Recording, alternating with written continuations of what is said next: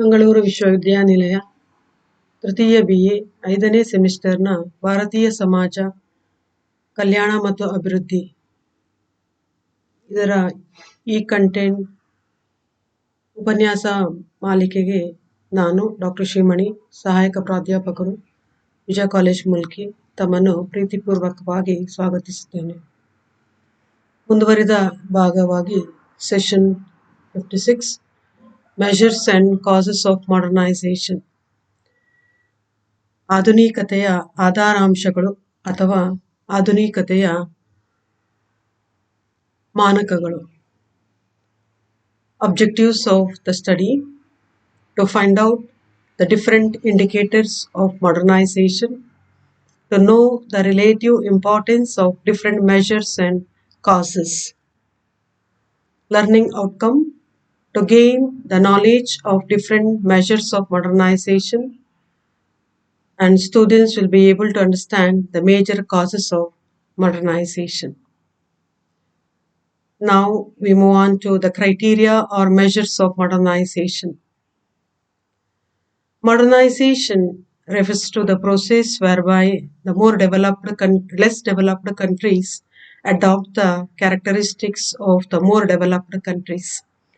So criteria or measures of modernization also refers to how the less developed countries adopt the features of the more developed countries.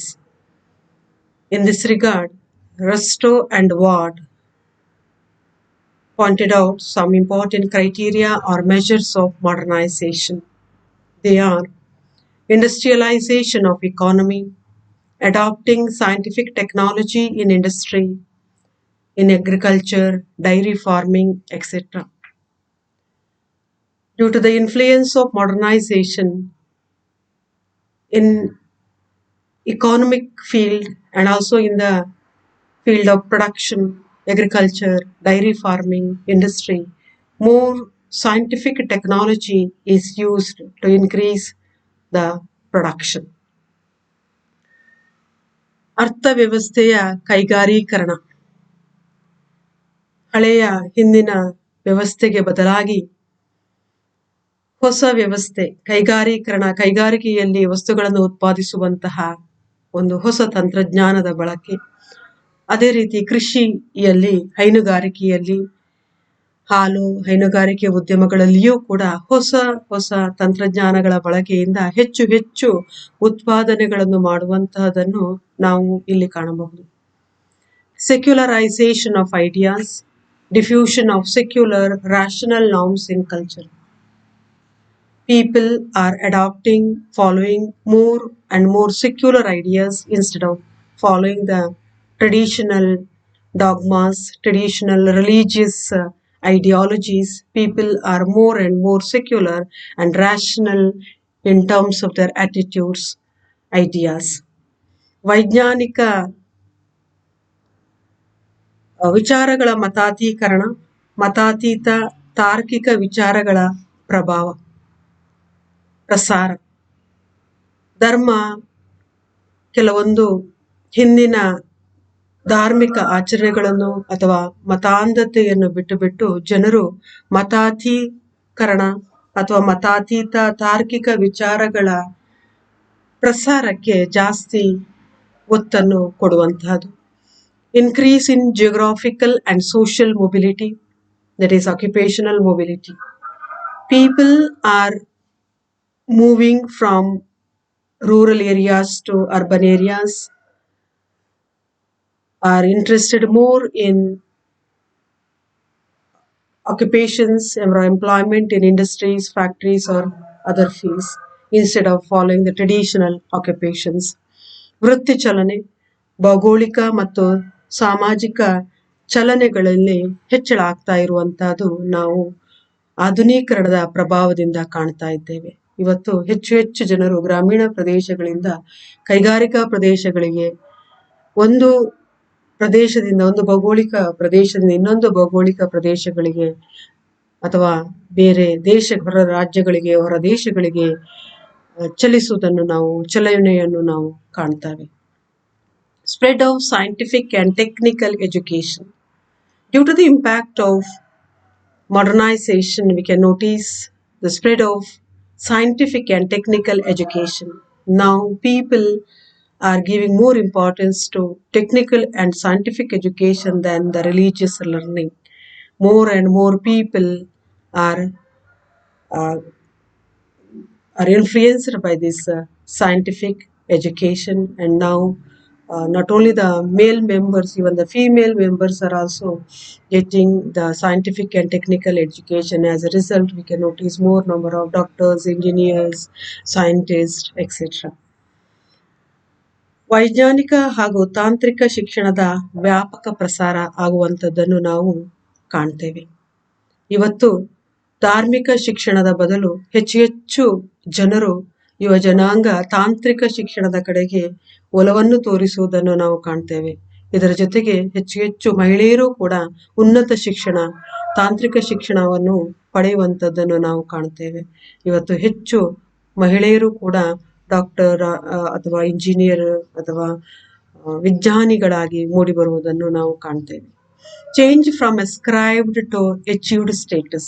So another criteria or measure of modernization is change from ascribed to achieved status. Earlier, importance was given to the ascribed status. The status of an individual was measured on the basis of his birth in a particular caste or on the basis of his religion, etc. But now importance is given to his intelligence, his knowledge, his talents, and the base of his achievement, the status of an individual is measured. ನಿಗದಿತ ಅಂತಸ್ತಿನಿಂದ ಸಾಧಿತ ಅಂತಸ್ತಿನೆಡೆಗೆ ಸ್ಥಿತ್ಯಂತರವನ್ನು ನಾವು ಕಾಣ್ತೇವೆ. ಹಿಂದೆ ಒಬ್ಬ ವ್ಯಕ್ತಿಯ ಸ್ಥಾನಮಾನವನ್ನು ಅವನ ಜಾತಿ, ಧರ್ಮದ ಆಧಾರದ ಮೇಲೆ ನಿಗದಿಗೊಳಿಸಲಾಗುತ್ತಿತ್ತು. ಆದರೆ ಇವತ್ತು ಅವನು ಮಾಡಿದಂತಹ ಸಾಧನೆ, ಅವನ ಶಿಕ್ಷಣ, ಅವನ ಜ್ಞಾನ, ಅವನಲ್ಲಿರುವಂತಹ ಕೌಶಲ್ಯಗಳ ಆಧಾರದ ಮೇಲೆ ಅವನ ಸ್ಥಾನಮಾನವನ್ನು ಅಳೆಯಲಾಗ್ತಾ ಇದೆ. Increase in material standard of living. Another criteria or measure of modernization is increase in material standard of living. Now, people are influenced by the modern way of life, modern food habits, dress habits, rituals, customs, and beliefs, or in terms of their culture. Both in material culture, we can notice a lot of improvement in the lifestyles of the people. ಭೌತಿಕ ಜೀವನ ಮಟ್ಟದಲ್ಲಿ ಗಣನೀಯ ಸುಧಾರಣೆಯನ್ನು ಕಾಣುತ್ತೇವೆ. ಜನರ ಆಚಾರ ವಿಚಾರಗಳು, ನಂಬಿಕೆಗಳು, ಪದ್ಧತಿಗಳು ಅಥವಾ ಅವರ ಭೌತ ಸಂಸ್ಕೃತಿಯಾದಂಥ ಅವರು ಉಪಯೋಗಿಸುವಂತಹ ಸಾಧನಗಳು, TV, mobile, internet, printing press, mode of transportation, ಇದೆಲ್ಲವೂ ಕೂಡ ಅವರ ಉಡುಗೆ ತೊಡುಗೆಗಳು, ಆಹಾರ ಕ್ರಮಗಳು, ಇವೆಲ್ಲವೂ ಕೂಡ ಇದರಲ್ಲಿಯೂ ಕೂಡ ಸಾಕಷ್ಟು ಬದಲಾವಣೆಗಳನ್ನು ನಾವು ಕಾಣ್ತೇವೆ. More people working in secondary and tertiary sector than primary production, manufacturing and service than agriculture and fishing. Now, due to the impact of modernization, more and more people are engaging in secondary and tertiary sector than primary production. ಹಿಂದೆ ಹೆಚ್ಚಿನ ಜನರು ಕೃಷಿ ಆಧಾರಿತ ಅಥವಾ ಗುಡಿ ಕೈಗಾರಿಕೆಗಳು, ಕುಲ ಕಸುಬುಗಳನ್ನು ಮಾಡೋದನ್ನು ಬಿಟ್ಟು ಹೆಚ್ಚು ಹೆಚ್ಚು ಜನರು ತಾಂತ್ರಿಕ ಶಿಕ್ಷಣವನ್ನು ಪಡೆದಂತಹ ಹೆಚ್ಚು ಹೆಚ್ಚು ಯುವ ಜನಾಂಗ ಇವತ್ತು ಕೈಗಾರಿಕೆಗಳಲ್ಲಿ ಕೆಲಸವನ್ನು ಮಾಡುವುದನ್ನು ನಾವು ಕಾಣ್ತೇವೆ. ಹೆಚ್ಚಿನ ಸಂಖ್ಯೆಯ ಶ್ರಮಿಕರು ಉದ್ಯೋಗ ರಂಗದಲ್ಲಿನ ಸ್ಥಿತಿ ಗತಿಯಲ್ಲಿ ಬದಲಾವಣೆಗಳು ಆಗಿರುವುದನ್ನು ನಾವು ಕಾಣ್ತೇವೆ. ಇಂದಿನ ಮೀನುಗಾರಿಕೆ ಅಥವಾ ಕೃಷಿ ಇದನ್ನೆಲ್ಲ ಬಿಟ್ಟು ಹೊಸ ಹೊಸ ಉದ್ಯೋಗಾವಕಾಶಗಳಲ್ಲಿ ತಮ್ಮನ್ನು ತಾವು ತೊಡಗಿಸಿಕೊಂಡಿರುವುದನ್ನು ನಾವು ಕಾಣ್ತೇವೆ. Mobility in society, urbanisation, spread of literacy, media participation. Now, another criteria or measure of modernization is movement of people from one place to another, especially from rural areas to industrial area, urban area, and movement in terms of their occupations and migration of people from rural area to that urban area is resulted in the growth of cities, that is urbanization and spread of literacy. More and more people are educated. Higher importance is given to the higher education. Literacy rate has increased not only in the cities, even in the villages. Female literacy rate also increased. And media participation ಹೆಚ್ಚು ಹೆಚ್ಚು ಆ, ಈ ನಾವು ಸಾಕ್ಷರತೆ, ನಗರೀಕರಣ, ಸಾಕ್ಷರತೆಯ ವ್ಯಾಪಕ ಪ್ರಸಾರ ಹಾಗೂ ಮಾಧ್ಯಮಗಳ ಸಹಭಾಗಿತ್ವಗಳನ್ನು ಒಳಗೊಂಡಂತೆ ಸಾಮಾಜಿಕ ಚಲನೆಯಲ್ಲಿ ಬಹಳಷ್ಟು ಹೆಚ್ಚಳ ಆಗಿರುವಂಥದ್ದು ಕಾಣ್ತೇವೆ. ಮಾಧ್ಯಮಗಳು ಇವತ್ತು ಪ್ರತಿಯೊಂದು ರಂಗದಲ್ಲಿಯೂ ಆ, ತಮ್ಮ ಸಹಭಾಗಿತ್ವವನ್ನು ಮಾಡುವುದನ್ನು ನಾವು ಕಾಣ್ತೇವೆ. ಹಳ್ಳಿಯಲ್ಲಿ ಅಥವಾ ನಗರದಲ್ಲಿ ಆದಂತಹ ಪ್ರತಿಯೊಂದು ವಿಚಾರಗಳು ಕೂಡ ಪ್ರತಿಯೊಬ್ಬರಿಗೆ ತಲುಪುವಂತಹ ಕೆಲಸವನ್ನು ಇವತ್ತು ಮಾಧ್ಯಮಗಳು ಮಾಡ್ತಾ ಇದೆ. High expectancy of life at birth. Another criteria or measure of modernization is a high expectancy of life at birth. Due to the improvement in the field of medical technology, and now life expectancy of an individual and also life expectancy of life at the child at birth also increased when compared to that of the earlier periods. ವೈದ್ಯಕೀಯ ವಿಜ್ಞಾನದಲ್ಲಿ ಆದಂತಹ ಆಧುನೀಕರಣ, ಆಧುನಿಕ ತಂತ್ರಜ್ಞಾನಗಳ ಬಳಕೆ, ಆಧುನಿಕ ಔಷಧಗಳ ಬಳಕೆಯಿಂದಾಗಿ ಇವತ್ತು ಹುಟ್ಟಿದ ಸಂದರ್ಭದಲ್ಲಿ ಮಗು ಬದುಕುಳಿಯುವಂತಹ ಸಾಧ್ಯತೆಗಳು ಜಾಸ್ತಿ. ಅದೇ ರೀತಿ ಒಬ್ಬ ವ್ಯಕ್ತಿಯ ಆಯುಷ್ಯವೂ ಕೂಡ, ಸರಾಸರಿ ಆಯುಷ್ಯವೂ ಕೂಡ ಈ ಆಧುನೀಕರಣದ ಅಥವಾ ಆಧುನಿಕ ವೈದ್ಯಕೀಯ ಸೌಲಭ್ಯಗಳ ಪರಿಣಾಮದಿಂದಾಗಿ ಹೆಚ್ಚಾಗಿರುವುದನ್ನು ನಾವು ಕಾಣುತ್ತೇವೆ. More political participation in policy matters. Now, due to the impact of or due to the influence of modernization, more and more people are participating in the political activities of a nation and also in the policy matters. ಆಡಳಿತಾತ್ಮಕ ಧೋರಣೆಯ ವಿಷಯದಲ್ಲಿ ಸಾರ್ವಜನಿಕ ಸಹಭಾಗಿತ್ವ ಗಣನೀಯವಾಗಿ ಹೆಚ್ಚಿಗೆ ಆಗಿರುವಂಥದ್ದು ನಾವು ಕಾಣ್ತೇವೆ. ಶಿಕ್ಷಣದ ಪ್ರಭಾವ, ಸಾಕ್ಷರತೆ ಜಾಸ್ತಿ ಆಗಿರುವಂಥದ್ದು, ಅದೇ ರೀತಿ ಉನ್ನತ ಶಿಕ್ಷಣದ ಪ್ರಭಾವದಿಂದಾಗಿ ಇವತ್ತು ಹೆಚ್ಚು ಹೆಚ್ಚು ಜನರು ನಗರ ಪ್ರದೇಶಗಳಲ್ಲಿ, ಅದೇ ರೀತಿ ಗ್ರಾಮೀಣ ಪ್ರದೇಶಗಳಲ್ಲಿಯೂ ಕೂಡ ಹೆಚ್ಚು ಹೆಚ್ಚು ಜನರು ಆಡಳಿತಾತ್ಮಕ ವಿಷಯಗಳಲ್ಲಿ ತಮ್ಮನ್ನು ತಾವು ತೊಡಗಿಸಿಕೊಂಡಿರುವುದನ್ನು ನಾವು ಕಾಣ್ತೇವೆ. In this regard, Daniel Lerner pointed out that a modern person is an urban literate, participates fully in public forum, marketplace, political arena, are the causes of modernization. ಅಂದರೆ ಡೇನಿಯಲ್ ಲರ್ನರ್ ಅವರು ಹೇಳ್ತಾರೆ, ಆಧುನಿಕ ವ್ಯಕ್ತಿ ಹೇಗೆ ಇದ್ದಾನೆ ಇವತ್ತು ಹೇಳಿದ್ರೆ, ನಗರದಲ್ಲಿರುವಂಥದ್ದು, ಶಿಕ್ಷಣದ ಜಾಸ್ತಿ, ಶಿಕ್ಷಿತರ ಸಂಖ್ಯೆ ಜಾಸ್ತಿ ಆಗಿರುವಂಥದ್ದು. ಅದರಿಂದ ಸಾರ್ವಜನಿಕ ವಲಯಗಳಲ್ಲಿ ಪ್ರತಿಯೊಂದು ರಂಗದಲ್ಲಿಯೂ ಕೂಡ, ರಾಜಕೀಯ ವಲಯಗಳಲ್ಲಿ ಪ್ರತಿಯೊಂದು ರಂಗಗಳಲ್ಲಿಯೂ ಕೂಡ ತನ್ನನ್ನು ತಾನು ಹೆಚ್ಚು ಹೆಚ್ಚು ತೊಡಗಿಸಿಕೊಂಡಿರುವಂಥದ್ದನ್ನು ನಾವು ಕಾಣ್ತೇವೆ. ಸೊ ಇವಿಷ್ಟು these are the criterias or measures of modernization. And now we move on to the causes of modernization. What are the causes of modernization? You know that the number of reasons or causes are responsible for the process of modernization. According to Myron Weiner, there are 5 causes responsible for modernization. They are education, mass communication, ideology based on nationalism, charismatic leadership, coercive governmental authority. ಆಧುನೀಕರಣಕ್ಕೆ ಕಾರಣಗಳು ಅನೇಕ ಕಾರಣಗಳ ಪ್ರಭಾವದಿಂದಾಗಿ ಇವತ್ತು ಜಗತ್ತು, ಸಮಾಜ, ಜನರು ಆಧುನೀಕರಣಗೊಂಡಿದ್ದಾರೆ. ಆಧುನಿಕ ಜೀವನ ಶೈಲಿಯನ್ನು ಅನುಸರಿಸ್ತಾ ಇದ್ದಾರೆ. ಆಧುನಿಕ ಬದಲಾವಣೆಗಳನ್ನು ಒಪ್ಪಿಕೊಳ್ತಾ ಇದ್ದಾರೆ. ಇದಕ್ಕೆ ಯಾವ್ಯಾವ ಕಾರಣಗಳು ಇದೆ ಅನ್ನೋದಕ್ಕೆ ಮೈರನ್ ಅಂಡ್ ವೀನರ್ ಅವರು ಹೇಳ್ತಾರೆ, 5 ಕಾರಣಗಳನ್ನು ಅವರು ಹೆಸರಿಸ್ತಾರೆ. ಅವುಗಳು ಯಾವುದು ಎಂದರೆ, ಮುಖ್ಯವಾಗಿ ಎಜುಕೇಶನ್, ಶಿಕ್ಷಣದ ಪಾತ್ರ. Education is one of the important causes of modernization. The educated people are ready to accept the modern values, modern ideas, modern technology. And now Literacy rate has increased due to the impact of modernization. More and more people are educated, are getting so technical and scientific education, and not only the males, even the females are also highly qualified. And due to the impact of education improved the standard of living of the people and help them to develop the new way of life or new attitudes. ಶಿಕ್ಷಣದ ಪ್ರಭಾವದಿಂದಾಗಿ ಇವತ್ತು ನಾವು ಆಧುನೀಕರಣದ ಪ್ರಭಾವ ಜಾಸ್ತಿಯಾಗಿರುವಂಥದ್ದನ್ನು ಕಾಣ್ತೇವೆ, ಅಥವಾ ಶಿಕ್ಷಣ ಒಂದು ಇದಕ್ಕೆ ಕಾರಣ. ಶಿಕ್ಷಿತ ವರ್ಗ ಹೆಚ್ಚಾದಂತೆ ಆಧುನಿಕ ತಂತ್ರಜ್ಞಾನವನ್ನು, ಆಧುನಿಕ ಮನೋಭಾವನೆಗಳನ್ನು ರೂಪಿಸಿಕೊಳ್ಳುವಂಥದ್ದು. ಇವತ್ತು ಸಾಕ್ಷರತೆಯ ಪ್ರಮಾಣ ನಗರಗಳಲ್ಲಿ ಅಷ್ಟೇ ಅಲ್ಲ, ಹಳ್ಳಿಗಳಲ್ಲಿಯೂ ಜಾಸ್ತಿಯಾಗಿದೆ.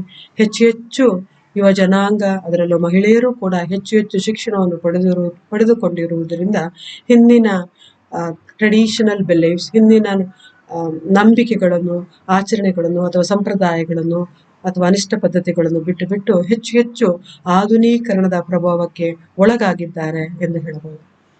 Second one is mass communication. Another cause of modernization is the influence of mass communication, like newspapers, magazines, television, radio, telephone, internet, mobile phones, satellites. All these are the different and availability of modern means of transportation also influenced the modernization, influenced the modern values among the people. Due to the impact of modern means of mass communication, ideas spread very easily from one country to that of another, and we can reach the people living in the different parts of the country within a very short period of time due to the availability of the satellites, internet facilities. ಇವತ್ತು ಸಮೂಹ ಸಂವಹನ ವ್ಯವಸ್ಥೆ ಸಮಗ್ರವಾಗಿ ಇರೋದ್ರಿಂದ ಜಗತ್ತಿನ ಯಾವ ಮೂಲೆಯಲ್ಲಿ ಏನಾಗ್ತಾ ಇದೆ ಅನ್ನೋದು ನಮ್ಮ ಗಮನಕ್ಕೆ ಬರ್ತದೆ.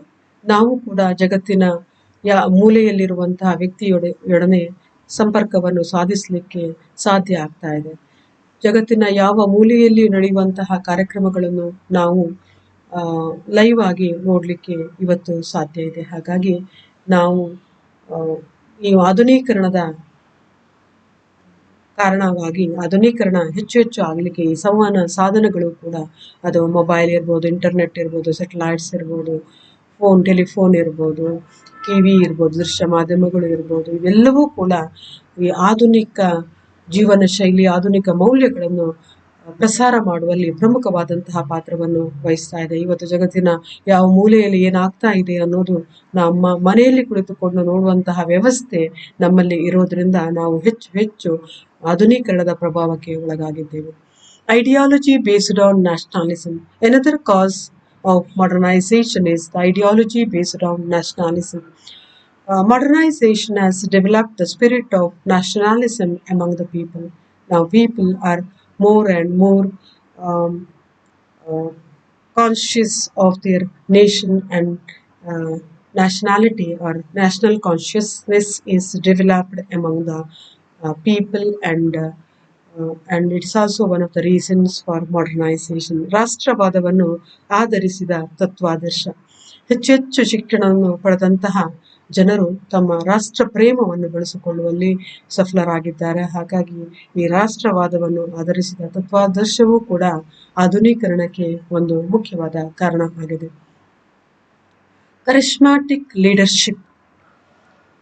Another cause of modernization, the spread of five features of the developed nations or modern values is possible with the help of a charismatic leader.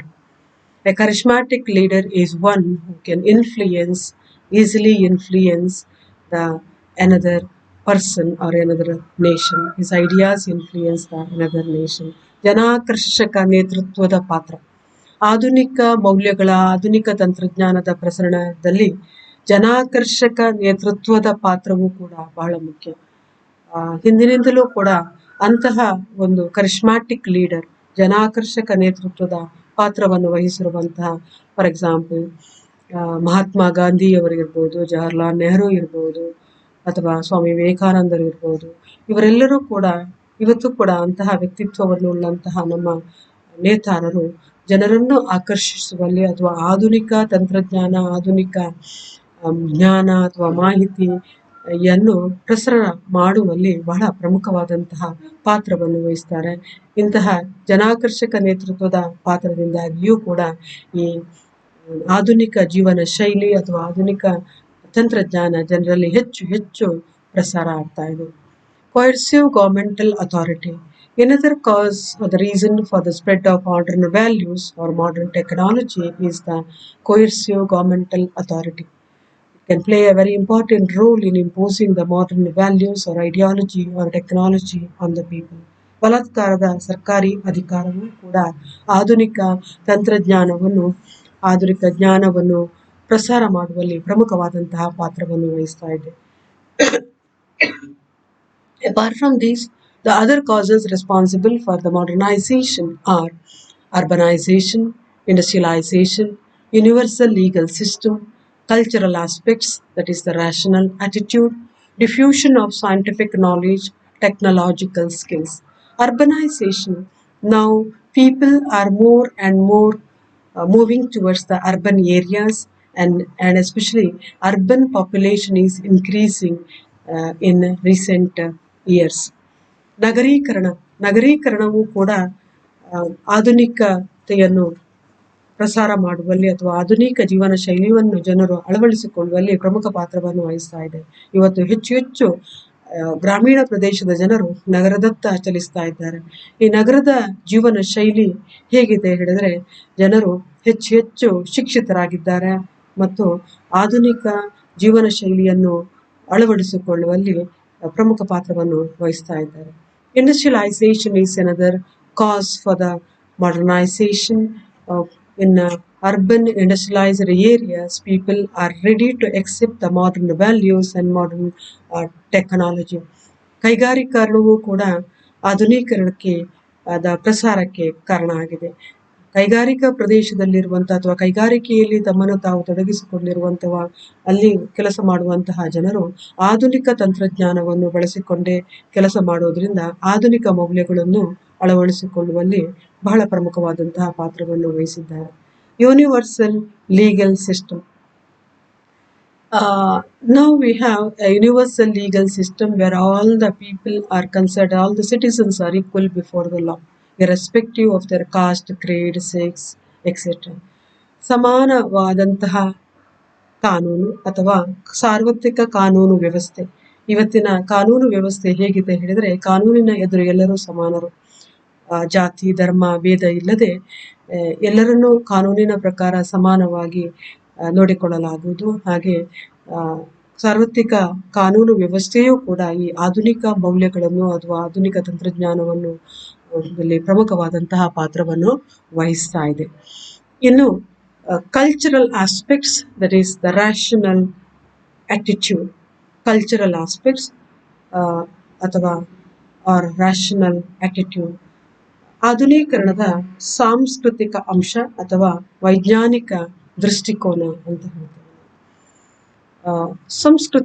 ಸಂಸ್ಕೃತಿಯು ಕೂಡ ಆಧುನಿಕರಣದಲ್ಲಿ ಪ್ರಮುಖವಾದಂತಹ ಪಾತ್ರವನ್ನು ವಹಿಸ್ತಾ ಇದೆ. ಇವತ್ತು ಜನರು ತಮ್ಮ ಹಿಂದಿನ ಹಳೆಯ ಕಾಲದ ಮನೋಭಾವನೆಗಳನ್ನು ಬಿಟ್ಟು ವೈಜ್ಞಾನಿಕ ದೃಷ್ಟಿಕೋನವನ್ನು ಬೆಳೆಸಿಕೊಳ್ಳುವಲ್ಲಿ ಆಧುನೀಕರಣವು ಪ್ರಮುಖವಾದಂತಹ ಪಾತ್ರವನ್ನು ವಹಿಸ್ತಾ ಇದೆ. ಜಾತಿ ಧರ್ಮ ಮತಾಂಧತೆಯನ್ನು ಬಿಟ್ಟು ತಾವೆಲ್ಲರೂ ಸಮಾನರು ಅನ್ನುವಂತಹ ಭಾವನೆ, ಅನ್ನುವ ವೈಜ್ಞಾನಿಕ ಮನೋಭಾವನೆ ಜನರಲ್ಲಿ ಬೆಳೆದಿದೆ. ಇದು ಕೂಡ ಆಧುನೀಕರಣಕ್ಕೆ ಪ್ರಮುಖವಾದಂತಹ ಕಾರಣ ಆಗಿದೆ. ಡಿಫ್ಯೂಷನ್ ಆಫ್ ಸೈಂಟಿಫಿಕ್ ನಾಲೆಜ್ ಅಂದರೆ ವೈಜ್ಞಾನಿಕ ಜ್ಞಾನದ ಪ್ರಸರಣವೂ ಕೂಡ ಆಧುನೀಕರಣಕ್ಕೆ ಪ್ರಮುಖವಾದಂತಹ ಕಾರಣ ಆಗಿದೆ. ಇವತ್ತು ಜನರು ಹೆಚ್ಚು ಉನ್ನತ ಶಿಕ್ಷಣದ ಪ್ರಭಾವಕ್ಕೆ ಒಳಗಾಗಿರೋದ್ರಿಂದ ವೈಜ್ಞಾನಿಕ ಮನೋಭಾವನೆ ಬೆಳೆಯುವುದರ ಜೊತೆಗೆ ವೈಜ್ಞಾನಿಕ ಜ್ಞಾನ ಅದರ ಪ್ರಸರಣವೂ ಕೂಡ ಪ್ರಮುಖವಾದಂತಹ ಪಾತ್ರವನ್ನು ವಹಿಸ್ತಾ ಇದೆ. ಇವತ್ತು ಹಳ್ಳಿಯಲ್ಲಿ ಇರುವಂತಹ ವ್ಯಕ್ತಿಗೂ ಕೂಡ ಇವತ್ತಿನ ಹೊಸ ಹೊಸ ಬೆಳವಣಿಗೆಯ ಬಗ್ಗೆ ಅನುಭವ ಇದೆ, ಗೊತ್ತಿದೆ. ಹಾಗಾಗಿ ಫಾರ್ ಎಕ್ಸಾಂಪಲ್ ಈಗ ಮೊಬೈಲ್ ಫೋನ್ ಅಥವಾ ಇದೆಲ್ಲವೂ ಕೂಡ ಹಳ್ಳಿಗಳಲ್ಲಿಯೂ ಸಿಗುವುದರಿಂದ ಜನರು ಆಧುನೀಕರಣದ ಅಥವಾ ವೈಜ್ಞಾನಿಕ ಮನೋಭಾವನೆ, ವೈಜ್ಞಾನಿಕ ಜ್ಞಾನವನ್ನು ಬೆಳೆಸಿಕೊಳ್ಳುವಲ್ಲಿ ಪ್ರಮುಖವಾದಂತಹ ಆಧುನೀಕರಣಕ್ಕೆ ಮುಖ್ಯವಾದಂತಹ ಕಾರಣ ಆಗಿದೆ. ಇದೆಲ್ಲ ಅಲ್ಲದೆ ಟೆಕ್ನಾಲಜಿಕಲ್ ಸ್ಕಿಲ್ಸ್, ತಾಂತ್ರಿಕ ಕೌಶಲಗಳು ಇವತ್ತು ಆಧುನೀಕರಣಕ್ಕೆ ಪ್ರಮುಖವಾದಂತಹ ಕಾರಣ ಟೆಕ್ನಿಕಲ್ ಸ್ಕಿಲ್ಸ್. ಜನರಲ್ಲಿ ಹೆಚ್ಚು ಹೆಚ್ಚು ತಾಂತ್ರಿಕ ಶಿಕ್ಷಣವನ್ನು ಪಡೆದುಕೊಂಡಿರೋದ್ರಿಂದ ತಾಂತ್ರಿಕ ಕೌಶಲಗಳು ಕೂಡ ಜಾಸ್ತಿಯಾಗಿದೆ. For example the use of mobile phones, use of internet, email, ಇದೆಲ್ಲದೂ ಕೂಡ ಪ್ರತಿಯೊಬ್ಬರಿಗೂ ಕೂಡ ಇದರ ಜ್ಞಾನ ಇರೋದರಿಂದ ಆಧುನೀಕರಣದ ಪ್ರಭಾವ ಜನರಲ್ಲಿ ಹೆಚ್ಚು ಹೆಚ್ಚು ಆಗ್ತಾ ಇದೆ. ಸೊ ತಾಂತ್ರಿಕ ಕೌಶಲಗಳು ಕೂಡ ಹೆಚ್ಚು ಹೆಚ್ಚು ಜನರು ಆಧುನೀಕರಣಗೊಳ್ಳಿಕ್ಕೆ ಕಾರಣ ಆಗ್ತಾ ಇದೆ.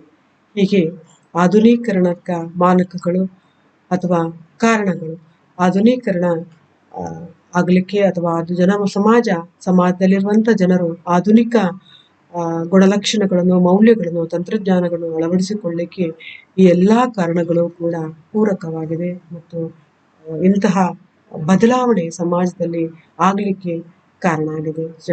ಸಮಾಜ ಆಧುನೀಕರಣಗೊಂಡಿದೆ ಎಂದು ನಾವು ಹೇಳಬಹುದು.